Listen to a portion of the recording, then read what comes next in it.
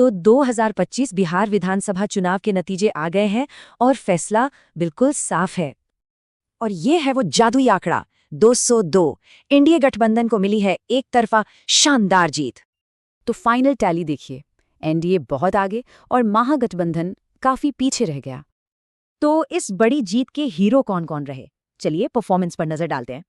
BJP सबसे बड़ी party बनकर उभरी, लेकिन उसके सहयोगियों का प्रदर्शन भी जबरदस्त रहा। और यहाँ एक दिलचस्प बात है, बीजेपी ने 2020 से अपनी सीटें असल में बढ़ाई हैं, कुल 89 सीटें, और इसी के साथ बीजेपी गठबंधन में सबसे बड़ी ताकत बन गई है। लेकिन शायद इस चुनाव की सबसे बड़ी कहानी है नीतीश कुमार की जेडीयू की ये शानदार वापसी। जरा सोचिए, सीटें लगभग दोगुनी हो गईं, 45 से सीधे 85 पर, एक बड़ी छलांग। एनडीए के सहयोगियों ने भी कमाल किया, खासकर चिराग पासवान की एलजेपी आरवी ने महज 29 सीटों पर लड़े और 19 जीत ली। क्या शानदार स्ट्राइक रेट है।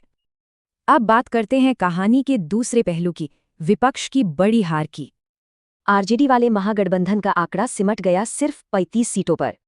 याद कीजिए, 2020 में आरजेडी सबसे बड़ी पार्टी थी और इस बार भारी गिरावट। तो ये है किस्मत का फेर, जेडीयू की सीटें बढ़ीं और आरजेडी की घट गईं। ये ग्राफ दिखाता है कि कैसे सिर्फ एक चुनाव में दोनों की किस्मत पूरी तरह पलट गई। तो आखिर इस नतीजे के पीछे के बड़े कारण क्या रहे? एक अहम फैक्टर थी महिला वोटर। लगता है एनडीए की योजनाएं काम कर गईं। इस चुनाव में कुछ नए खिलाड़ियों की भी एंट्री हुई, जैसे प्रशांत किशोर की पार्टी। उनकी जनसुराज पार्टी एक भी सीट नहीं जीत पाई, असर 0। नतीजे तो आ गए, अब आगे क्या? जाहिर है फोकस नई सरकार बनाने पर है।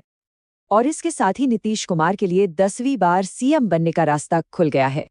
नई सरकार कैसी होगी, इसे लेकर एनडीए के साथियों में बातचीत चल रही है।